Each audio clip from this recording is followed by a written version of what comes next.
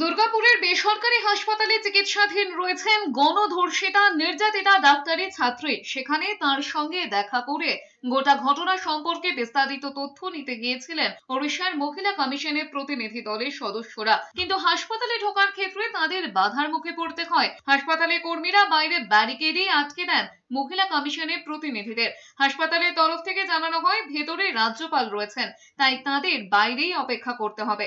কিন্তু এত বড় হাসপাতালে কেন একটা অন্য রাজ্য থেকে আসা প্রতিনিধিদের ভেতরে পর্যন্ত ঢুকতে দেওয়া হলো না, তা নিয়েই ওঠে প্রশ্ন। রাস্তাতেই দাঁড়িয়ে থাকতে হয় তাদের।